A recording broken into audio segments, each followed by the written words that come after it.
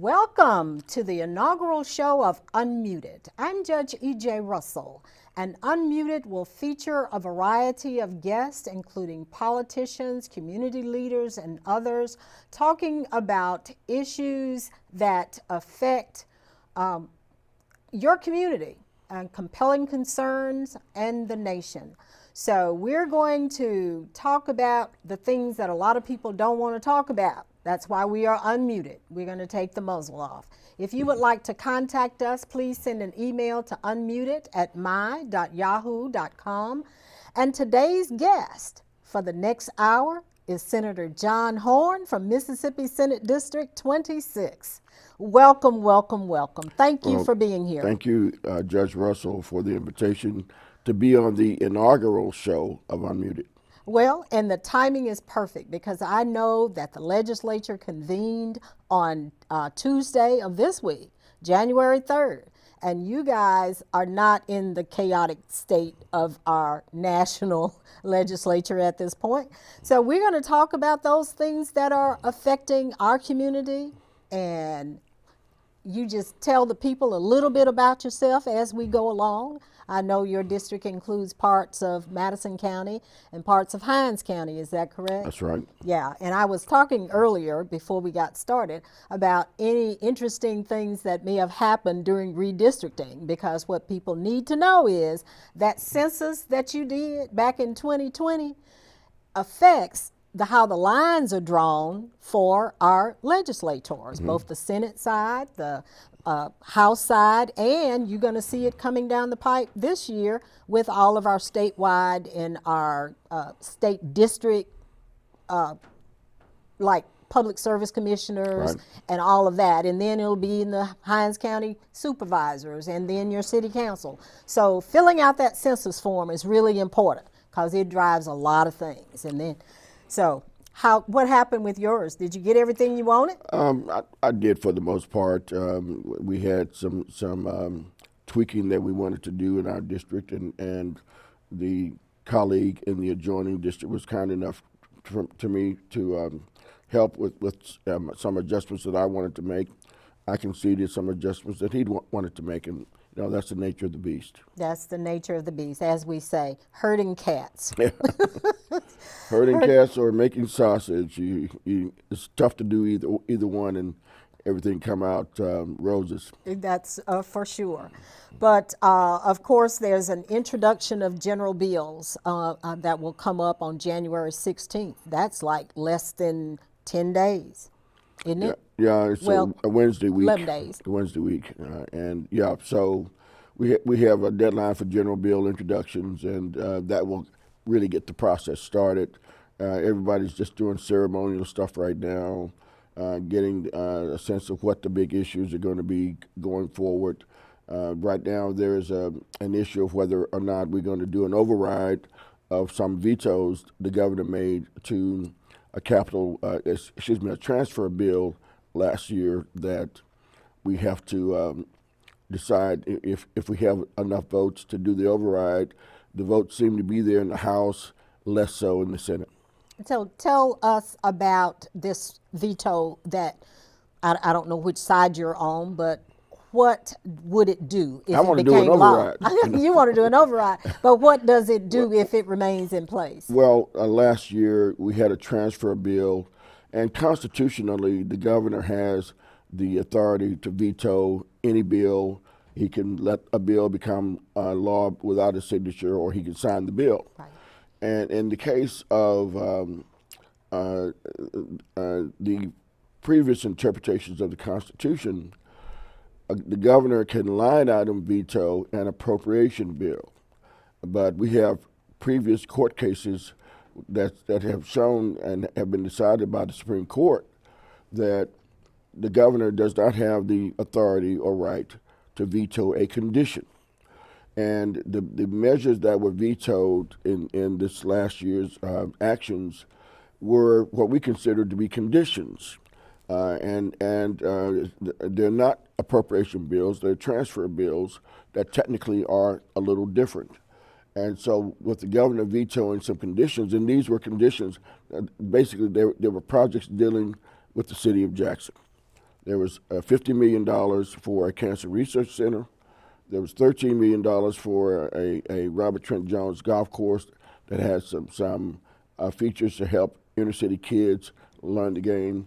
We had a veto of $1 million for the convention center to improve parking. We had another $2 million for the planetarium. It was part of a $16 million project overall. Most of the money's been raised by the private sector. He vetoed the $2 million, even though we got $1 million in the previous year.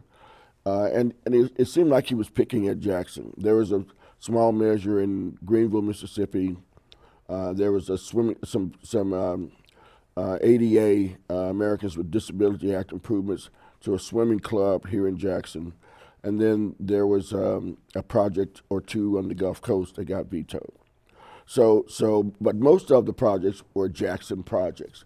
And it looked like the governor was really singling us out to punish the city for some of the problems with our infrastructure.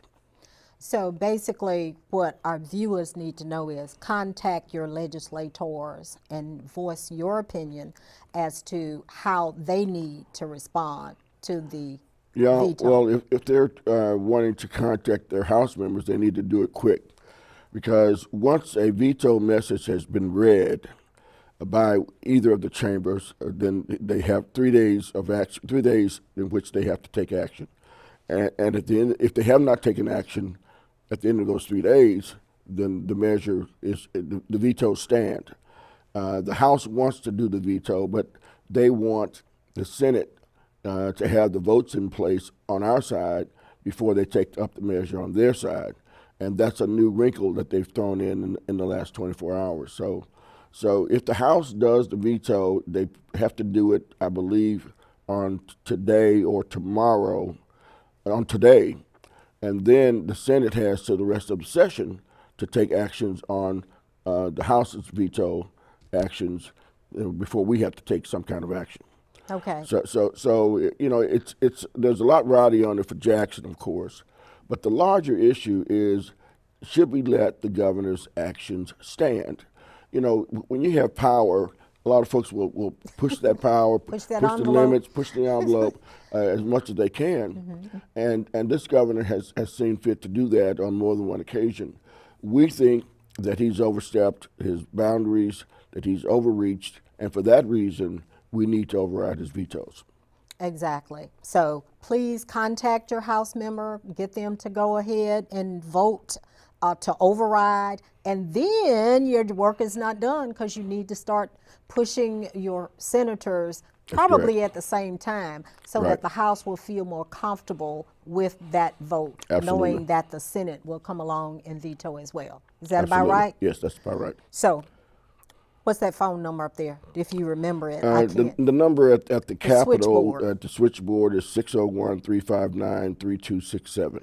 And what people can do is call, leave a message for your representative or your senator, and leave a phone number. And if they want to call back, then you can speak to them about how it seems like it may be picking on the capital city. And you would think that your statewide leaders would want the capital city to be the best that it could be. Yeah, well, again, I don't want to push the aspect of picking on Jackson. This is a constitutional question. Yes. The three branches of government are set up the way they're set up for a reason, to maintain a balance of power. This gentleman is overreaching his power. Right. And Senator Horhn, you and I both know that that constitutional matter matters. But for people in the city of Jackson, it's about infrastructure. It's about the parking over at the convention center. It's about economic development. So overall, you have two reasons to call your legislator. Absolutely. And you've got the number, 601-359-3267. Correct. Okay? Just leave a message. They'll get it, and they will respond. Yes. So given that you've got until Wednesday next week, right? Or is it the following Wednesday? It's the 16th. It's the 16th. It's the following Wednesday to file general bills.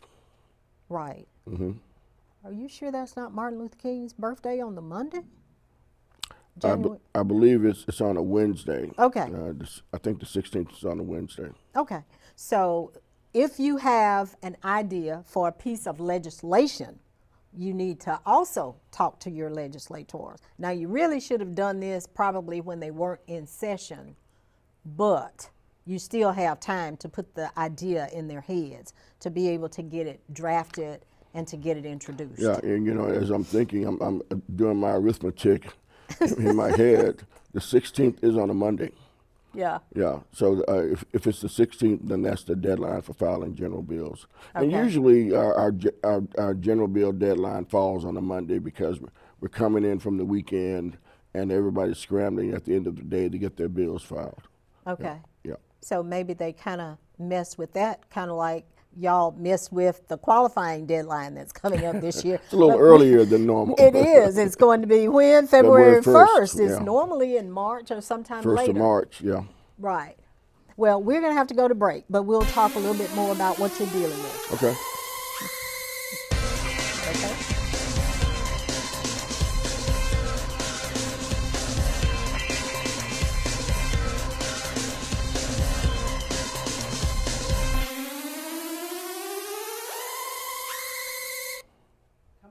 All right, we are back with Senator John Horhn from the Mississippi Senate, District 26. And we are talking about the legislative session of 2023 and how they're trying to herd these cats and make that sausage over there in the state capitol. What do you consider to be some of the 5 or 6 most important things that you guys will have to deal with this year? Well, the override, I think, has to be one of the 5. Because of the constitutional question that it poses. The second thing that I would say that is the real elephant in the room is what are we going to do about our rural hospitals and their closure? What are we going to do about this almost 300,000 working citizens in Mississippi, the working poor who don't have access to health care? And we could have expanded Medicaid 11, 12 years ago and solve that problem with a $9 billion impact on the state to go along with that. But we've had Republican governors, and in every state, the governor of the state decides whether or not to do the expansion of Medicaid. And for whatever reasons, we've had these guys who feel that Mississippi can't afford to do the expansion when, in point of fact, we can't afford not to. And what we're seeing with the endangerment of our hospitals right now, because they've got a lot of uncompensated costs that they have to bear each year, they're going broke. And a way that we can solve that problem is to expand Medicaid. Now, in Arkansas, one of the ways, they had Republican governors also, but they also knew they had a health care crisis. And they found a way to deal with it by utilizing the money that would have gone toward the expansion of Medicaid to provide private pay health insurance for the working poor. That's how were able to get around it. We ought to try to figure out some kind of a workaround like that as well here in Mississippi. Is anyone studying that issue or working on it? Senator Kevin Blackwell is chairman of our Medicaid committee in the Senate, and he has been looking at it and studying it very closely. Had some hearings back in November and December on the issue, and while he has gone on record as saying, I'm a conservative Republican, I do not believe in the expansion of Medicaid. However, I think this Arkansas model might be an alternative for us. Well, and I don't think anybody who understands the health crisis cares what you call it, as long as you find a fix so that poor people can have coverage. Listen, in 1966, 67, John Bell Williams was a new governor. Mississippi governors, senators, congressmen were on record as not wanting any of those federal resources coming into Mississippi to help all these poor folks. But Williams got two young medical professionals, and he gave them the task. Look, he said, I don't like this Medicaid thing. Y'all take a look at it and tell me if it's something that you think we ought to do here in Mississippi. And they came back and they said, Governor, we can't afford not to do this program. This can help so many of our people. It can help us from an economic development standpoint. It'll help our hospitals. We got to do this. And he was smart enough to do it. Fast forward 50 years later, and the kind of leadership we have in Mississippi, both at in the legislature and in the executive branch, haven't figured out a way to get beyond politics to do the right thing for the people of Mississippi. Well, and it's very tragic because I was reading an article about Mississippi just the other day, and they were talking about abortion, and that Mississippi fought the battle to overturn Roe versus Wade under the guise, we are a pro-life state. We are pro-life. But you have the highest, you being the state of Mississippi, have the highest infant mortality rate in the country. You have the highest level of poverty in the country. Where is your pro-life in that? And you're providing the least amount of resources for poor people who need a helping hand, whether it's SNAP benefits, supplemental nutrition assistance program, whether it's a temporary assistance for needy families, a TANF program. A family of four gets $268 a month under our TANF program that's supposed to help lift them out of poverty. You tell me how anyone's going to get lifted out of poverty where some of the only money you got coming in is so inadequate to cover the needs of your family. And so it's almost as if we have declared war on the poor. And when you say we're pro-birth, I had a minister friend of mine, and I was visiting his church one day, and he tackled this subject of abortion. And he said, I'm pro-life. I'm pro-life, but I'm also pro-choice. The government doesn't need to get in your bedroom and decide for you what you're going to do with the rest of your life. That's a matter between you and your God. You and your God. He said, now, these folks who call themselves pro-life are really pro-birth. I've said that for 30 years. They're pro-birth. What happens to that kid once he gets here? He's on his own. They don't care. They don't care about that. They don't care about housing for the most part. Yeah. Decent, affordable housing, food for the hungry. But now they are trying to do something. We'll give credit where credit is due. There is some discussion and some movement toward expanding the postpartum piece of Medicaid from I think now it's from 90 days to at least a year, so that that mother who may be suffering from issues from the birth can at least continue to get some medical care beyond 90 days. And it saves money in the long term. It improves the health of the mother and the baby in the long term. We get a healthier set of citizens in the long term, and ultimately it lessens the burden on our Medicaid program. So why wouldn't we do this? Again, it's politics. It's all about politics and all about those who don't want to help the poor. And that's why I say, it looks like we're declaring war on our poor. During the height of the pandemic, what happens? Our governor cuts off the unemployment benefits. Or that supplement, for sure. The supplemental benefits that came as part of the CARES Act. We had a program to help small businesses, the Back to Business program, or Build Back. I get so many acronyms. I think, I know it's a lot of them. It was about a $50 million program.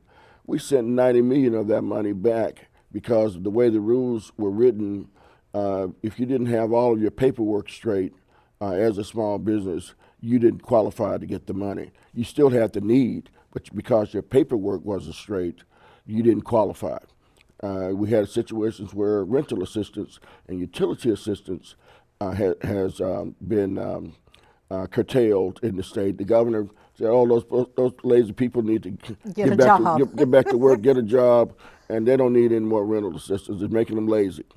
Then we had the crisis with our Department of Human Services, and all of that TANF money that was stolen. Misspent and stolen by vendors and suppliers to the Department of Human Services, never delivering any of the services. Who were friends of the governor and the lieutenant It's smacked governor. so much of cronyism.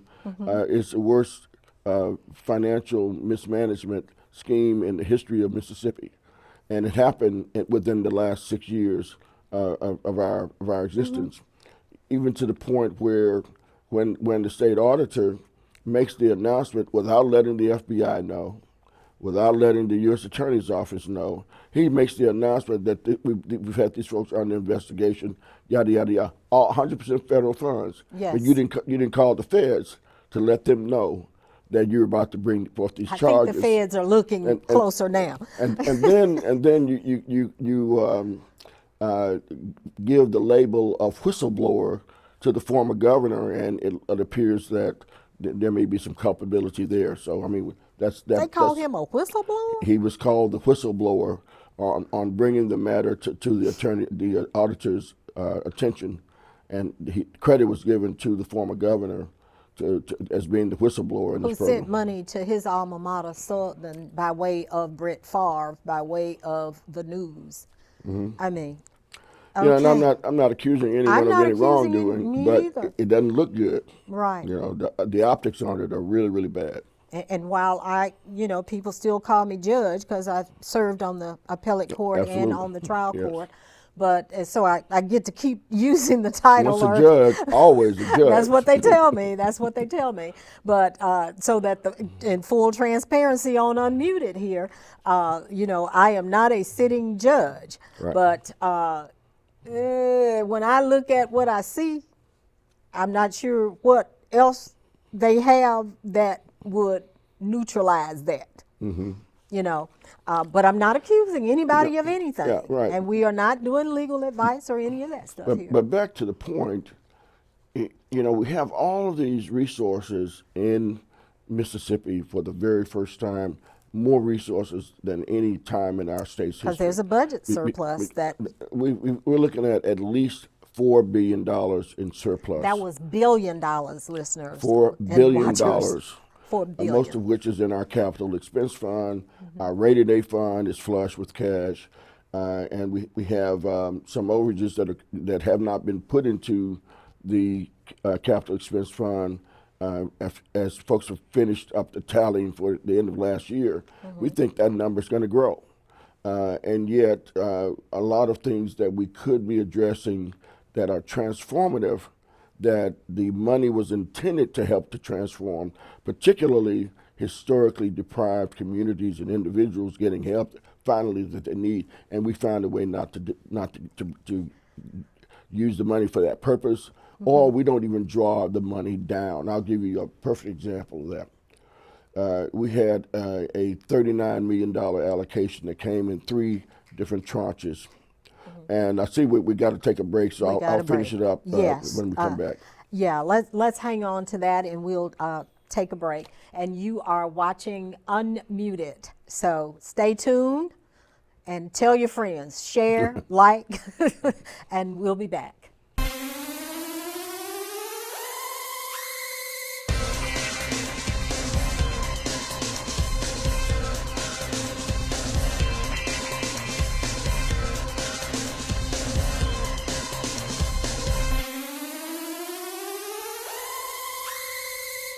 All right, we're back on Unmuted with Senator John Horhn from Mississippi Senate District 26. And please, where we stopped off, we're talking about the $39 million. Yeah, so in 2020, in April, then again in September, then again in December, we got a total of $39 million from the U.S. Department of Housing and Urban Development. Are those separate increments or a total? They're separate increments that came into one pot. Okay. And it's called the CARES-CV for coronavirus -PPR program. PPR is Prepare, Protect, and Revitalize. Okay. And so it's some of the most flexible money HUD has ever sent down. HUD's programs are usually very cumbersome, very complicated, and are very rigid. In this program, you can use the money to deal with food deserts in different communities. You can help small businesses with grants and loans. You can improve public facilities, parks, structures that the community uses, community centers, and that sort of thing. You can deal with providing grants and loans to folks establishing grocery stores in isolated areas where there's a lack of access to fresh fruits and produce. It's a very, very flexible program. And initially, the folks at the state said, well, we're going to use this for broadband. And then the legislature gives the EPAs, Electric Power Associations, $50 million for broadband. Well, we don't need it for broadband. I know, we'll do rental assistance. Then the federal government sent us $260 million for rental assistance. And then the response is, well, golly gee, I can't think of anything we could use this money for here in Mississippi. And you're going, are you out of your ever-loving mind? This kind of program could really help to transform and get some communities truly on their feet and in a positive upswing, and yet you won't draw the money down. It really smacks of a deliberate attempt to preserve the status quo in Mississippi, to leave things exactly the way they are, if not having the gap between the rich and poor grow wider. What we need to be doing is figuring out how we can shrink this gap. But Exactly. our policies and our funding decisions in Mississippi, particularly in the legislature, and I and my colleagues fight against this year in, year out, is we got to shrink the gap between the rich and the poor, the haves and the have-nots.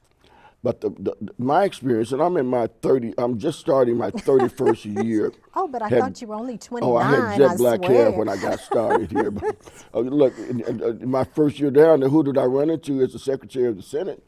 But That was me. previous judge, but then attorney, E.J. Russell.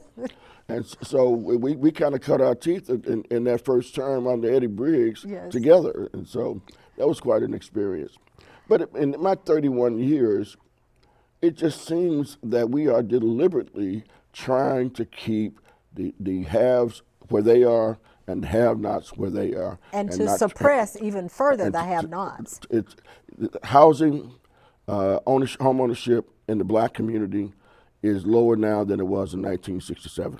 Oh, wow. Now, I did not know that. It's lower now than 67. And We are the only state in the country that doesn't have a fair housing law on our state books. Right. Just like we don't have a discrimination law on our Don't books have either. a job and racial discrimination law and books. I mean, it's like Mississippi cannot prevail and win because of itself. We would hope that, in spite of us still being Mississippi, we would do some things that were commonsensical. Well, but because if we would do that, not only would it help the black community, it would also help other a rising tide communities. lifts all boats. Well said. Nothing more needs to be said on that matter, because you've got poor white people in this state. Well, and a lot of the attitude about Medicaid is the presumption, the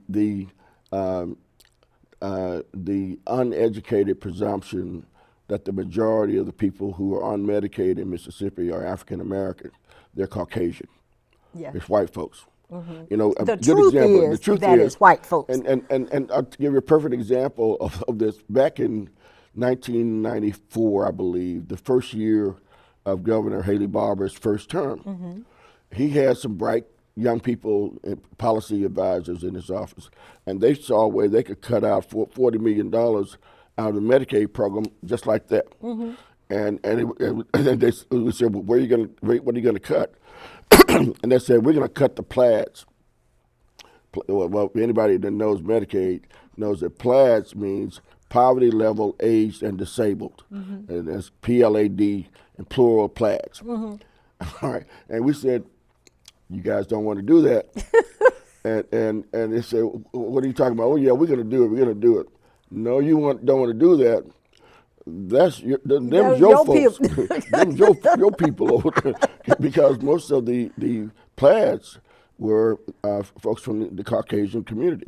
And it wasn't Miss May who's going to be calling you, it's Aunt Bessie. Right. And they shut down, they did make the cuts. The callers, those recipients, shut down the governor's phone system. They were calling in to complain so much. So and he called a special session to return those plaids, to restore those plaids, because it involved his constituents. And he found out the hard way. He found out the hard way. Yeah. And but legislators also found out that the phones work. Yeah, that's right. But they crashed the system. They crashed the system. So, yeah, but and we shouldn't be in a posture of, well, those are your folks, so you don't. We're all human. We ought to be trying to help everybody. We're all human. And if the resources are there, why not use them? We've got at least $90 million in surplus funds that we've rolled over from the Department of Human Services because we're not spending the money on poor people. And in fact, having so much money, because what happens, the Department of Health and Human Services doesn't look at how much money y'all going to spend. They look at how many poor people you got and demographically what you're eligible for in the way of temporary assistance for needy families. So you might get an $80 million allocation, but you only spend 15. Well, they're not going to give you 80 next year. Well, no, they are. They're going to give you 80 again next year. Are they really? Yes. They give you another 80 next, because again, it's based on the numbers. Even though at last count, we had only 3,700 people, 3,700 people in Mississippi. Out of 2.9 million. Out of 2.9 million folks who qualify, because 90% of the folks that make application are turned down. Because Brett Favre is giving money to Southern. There you go. Allegedly. Out of the TANF funds. These are TANF dollars that I'm talking about. Right. Yeah, these are TANF dollars. And that's part of why, in my opinion, John Davis, and John was a nice guy. He's a good guy. I met John. His heart was in the right place, I think, but I think the hubris of the office kind of, power corrupts. If you don't know how to deal with it, for sure. And I liked where he was trying to take the program from the standpoint of being more creative, and he got too creative. Yeah, he got a little too creative. Being creative but in it how was you give the help. All this money was not going to the recipients. So, why don't we privatize the workforce development aspect of helping these folks, or teaching them soft skills for job interviews and what. Let's privatize that. I'll call my friend so and so, and I'll give them a contract. They're good at that sort of thing, I think, and I'm going to give them a contract. And you look up, and $77 million and counting was misspent as a result of that. Well, we've talked about the budget and how maybe we could get some things done differently. What are your thoughts about the ballot initiative and where that is going or not going in this session? I think that we will probably get the ballot next year. And the reason that I say that, for those in your listening audience and your viewers who are not familiar with it, we had an initiative and referendum process in Mississippi that we implemented about 20, 25 years ago. And it gives the average citizens an opportunity to put a measure on the ballot that the legislature refuses to address. Exactly. And so we that gives us an alternative means of going after some legislation or a change in Mississippi that we want to see change. And when we drew it up, Mississippi had 5 congressional districts at the time, and of course we lost population, so now we're down to 4 congressional districts. And because of that, a lawsuit was filed during the time that the medical marijuana debate was going on, and the mayor of Madison didn't like the medical marijuana, didn't think it was drawn properly, and the petitions were gathered properly, and so she filed suit. And the Supreme Court agreed with her that this measure was improperly, the signatures were improperly gathered because there are no longer 5 congressional districts. And so it was taken down and thrown out, and the only way we can reestablish it is the legislature has got to come back and fix that part. Fix the how congressional districts, how the signatures are gathered, so forth.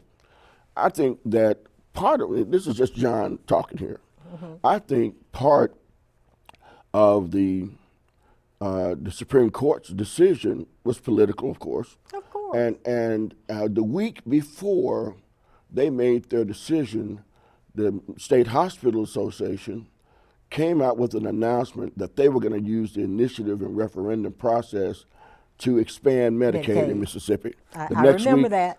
The initiative and referendum is struck down in Mississippi. I know. Well, I tell you, we are having good dialogue here, but we're coming up on a break, so we'll keep on when we come back. Absolutely.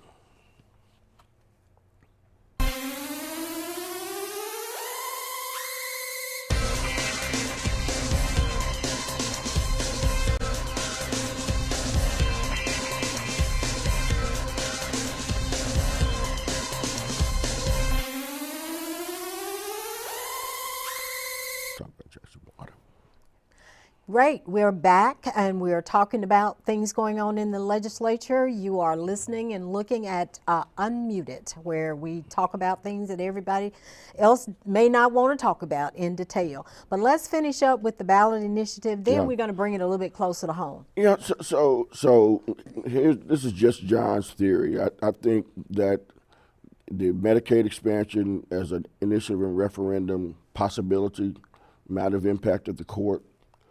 I think that we didn't take up the measure last year's session, because it would have given us the potential of putting a measure on the ballot in the statewide elected officials election year cycle, where legislators, supervisors, statewide elected officials are running in 2023. That would drive voters out tremendously. And I think that we won't take it up this year, because next year we got the presidential elections. And you got senators on the ballot. Senators on the ballot, but also the office of governor and lieutenant governor on the ballot. And if you have a hotbed issue that drives voters out, you're rolling the dice a little bit too much when it comes to whether I'm going to get the votes I need to turn out. I might get more votes that don't favor me because of this initiative that they want Right. to come out and support. So for that reason, I don't think we're going to get it this year. I Right. think it'll probably be in the first year of a new term, which is in 2024. 2024, because the number of signatures that are required on the petitions to get something on the ballot are determined by the number of people who voted in the election, in one of those elections. I can't remember. Well, that's the way it was before. Well, that's the way it was before. But of course, the legislature can determine how the signatures exactly, are, and that's yet until we take up a reinstitution of the initiative and referendum. We can't answer that. But again, the larger issue is, let's say we took up the initiative referendum now. Well, it's not enough time to get a measure on the ballot in the fall. Right. But it is enough time. There is enough time to get a matter on the ballot during the presidential election time. Now you got to vote on Medicaid expansion, and also while you're voting for who's your next president. Right. Of course, that's going to drive people out to the polls. To the polls. So I think that if I'm a fly on the wall with some of my Republican strategists, I would be saying, no, we're not going to take it. We're going to wait until 2024 to bring this matter up, and that means it'll be 2025 before any matter can come onto the ballot. There are no elections of any consequence in 2025. Right, not that would impact that. And I've heard the governor say that he would be able to support something that did not involve a constitutional change, that the ballot initiative would have to be limited to a constitutional, no, a statutory change. So that's a nice dance. It is a nice dance, you know, and it sounds good, but it's probably hollow. Yeah, well, you know, so much of partisan politics drives decisions or opinions in Mississippi, probably more so than almost any other place in the country. I think that there's at some point common sense that kicks in a lot of our other states. We have a lacking of that sometimes in Mississippi when it comes to overcoming partisan issues and getting to the heart of the matter. What's going to help these folks? Right. You know, and we're less drawn to stuff like that than we are to partisanship, in my opinion. Well, let's talk a little bit, like I said, we're going to bring it a little bit closer to home. Let's talk a little bit about the Jackson water crisis. Lord help us. Jesus. I don't mean to blaspheme your name, Lord, but help us. Look, there was a guy on TV this morning. He said he'd had a bath for the first time in his own shower for the first time in about 10 days. It's really was tragic. Excited. It's tragic. Here's the silver lining in all of this. Out of tragedy, sometimes there is a dark cloud. There is a silver lining in that dark cloud. And tell me, please. Had we not had the episodes in the late summer, early fall, and had the flooding of the O.B. Curtis water treatment facility, then we'd be in the same spot that we are now, because the federal government would not have through the president, done a disaster declaration. And it was that declaration that's gotten us to this money that we got. And it's in a roundabout way, but had that not been the trigger, there wouldn't be $600 million sitting in the bank with Jackson's name on it to do improvements to his water treatment plant. And so what we have now is the Department of Justice filed a suit against the city of Jackson and the state, and basically the federal government won. And the result is that Judge Henry Wingate, one of our local federal judges, appointed the EPA to be in charge of Jackson's drinking water and its billing and collections. Now, there's a three-legged stool here. Yes. The sewer and the wastewater is not a part of the judge's order because it wasn't a part of the emergency declaration. Okay. back in the fall. And so we don't have the wastewater issue being addressed, but at least we got the drinking water, and we have that's the important. authority to do a resurrection and restructuring of our billing and collections, because we don't have a trustworthy billing collection system. And so what the judge did was to say to EPA, you're in charge of these two issues now until further notice. It's basically a year's worth of caretaking conservatorship, but it may get extended beyond there. And then what EPA did is say, hey, fellow, Ted Hennepin, expert on water crises from around the country, and he's now the czar. He's the one guy who makes the decisions. The mayor can't tell him what to do. The city council can't tell him what to do. The legislature can't tell him what to do. The speaker, the lieutenant governor, the governor cannot tell him what to do. He's the guy. And so what he has determined is that our drinking water production is pretty good right now, because we had a lot of deferred maintenance that's been done. That maintenance has been that's done. wonderful. We had sludge in the bottom of our filtering tanks that was so hard it had turned to concrete. Oh, wow. It had been down there for so long it had calcified and was like concrete. We had some issues with pumps, the big water pumps that we needed. We still have an issue with our membrane and that process of water filtration. But most of that apparatus at the pumping stations and the treatment facilities, that's all been taken care of. Transmission is the problem. Distribution is the problem. We have so many breaks in water lines that are delivering water to the ratepayers that never gets there. I call him the czar, but the interim third-party manager, Mr. Hennepin, told me that the average consumer of water in Jackson needs about 80 gallons of water on average to handle their business, cooking, washing. Is that a day, a month, a week? That's per day. Okay. Per day, 80 gallons per day. Just O.B. Curtis alone is pumping out 300 gallons per ratepayer, per citizen per day. Because it's leaking. Because what is it? 270 of those gallons are going into the ground.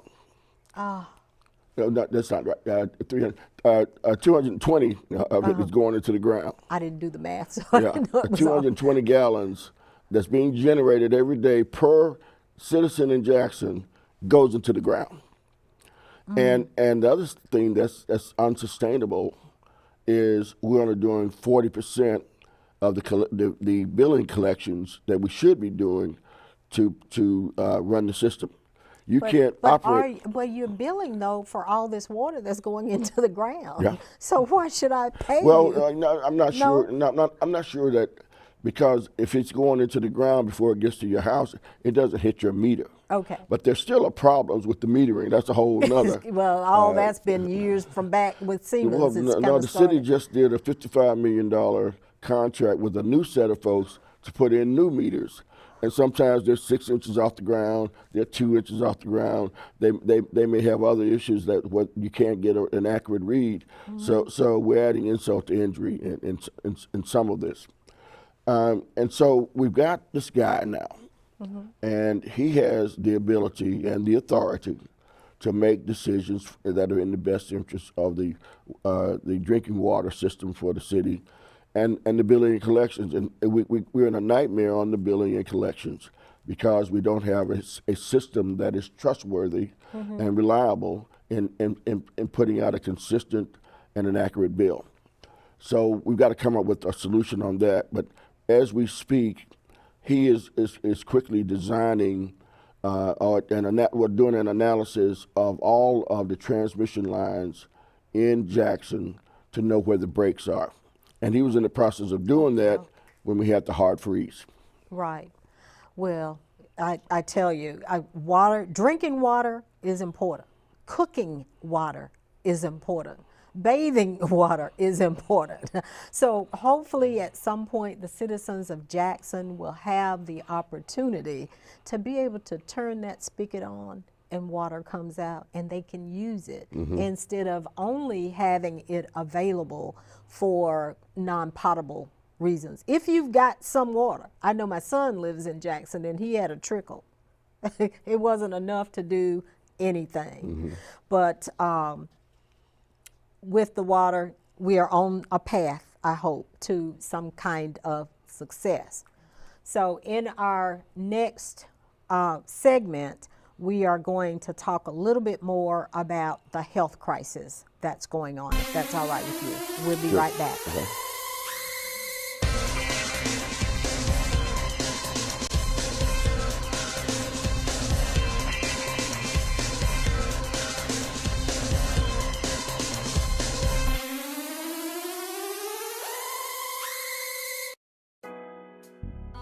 When you mention agriculture, most people think of farming. That's planting, growing, harvesting, and selling crops grown in a field, laboring in those fields behind a mule and a plow from dusk to dawn every day. This vision is a big misconception and could not be further from the truth. According to the United States Department of Agriculture, USDA, the agricultural industry and related industries provide 11% of jobs in America. In 2017, it was reported that 21.6 million Americans were employed in the agricultural industry. Women and minorities are underrepresented in those numbers, and we encourage you to consider agriculture as a career. While farming may be the cornerstone of agriculture, the overall world of agriculture is highly innovative and is so much more than just farming. A new generation of agriculture professionals prepare to take on the science, technology, and management that exist in the world of agriculture. Jobs in agriculture are segmented into 7 basic categories, which include plant science, natural resources, food science, ag business, ag mechanics, and technology. In those categories, you can find individuals working as landscape designers, publicists, foresters, plant doctors, journalists, accountants, veterinarians, farmers, ranchers, lawyers, engineers, pet groomers, loggers, agronomists, zoologists, wind turbine technicians, researchers, policy analysts, food safety, drone pilots, robotics, and the list goes on and on and on. Let us take a moment to hear from a few of those professionals who work in ag. I am Dr. Cindy Ayers Elliott, CEO of Footprint Farms, a 68-acre urban farm and ranch here in the city of Jackson. I hold a degree in Business Administration and Finance and a degree in Economic Development from the University of Massachusetts Amherst, and a PhD from the I Love Jackson State University in Urban Management and Higher Education. I've worked 26 years on Wall Street, traveling the world, and today I'm a full-time farmer growing a variety of specialty crops and raising livestock. I am a farmer. Hi, my name is Bill Evans, and I'm the Director of Development and Chief Horticulturist at Biosoil Enhancers in Hattiesburg, Mississippi. I've worked in vegetable crops for almost 30 years now, running university research farms in Ohio and Mississippi and doing applied soil and crop research. At Biosoil Enhancers, I write grant proposals for field research projects. I also conduct research and farm demonstrations on how bacteria and fungi can help plants get more nutrients from the soil and help conserve natural resources on farms. Hello, I'm Tanya Gray Jenkins. I'm the publicist and social media director for Footprint Farms. I hold a Bachelor of Science degree in computer science from Jackson State University. As a publicist, I generate publicity through the use of techniques in advertising, marketing, and public relations. My primary duty is brand development through social media. As the social media director, I manage the company's online community by reading customers' comments, answering questions, and actively engaging the audience. Hi, my name is Dr. David K. Powell. I attended Jackson State University for 2.5 years as an undergraduate majoring in biology before transferring to Tuskegee University, where I was accepted into the veterinary medical program, becoming a second-generation veterinarian to graduate from Tuskegee's program. I have also served in the military as an Army veterinary preventive medical officer and as a supervisory public health veterinarian with FSIS USDA. My name is Dr. Kara Woods, and I serve as the research analyst at the Socially Disadvantaged Farmers and Ranchers Policy Research Center that's housed at Horhn State University. I have a PhD from Tuskegee in Public Policy and Development. I manage all the research that's funded at the Policy Center to make sure that farmers get what they need in the Farm Bill. Hi, I'm Captain John Martin with the Jackson Fire Department, and I do social media marketing. Social media is an essential component of farming because social media closes the gap between farmers and consumers. Social media marketing helps bring awareness and visibility to surrounding communities and abroad.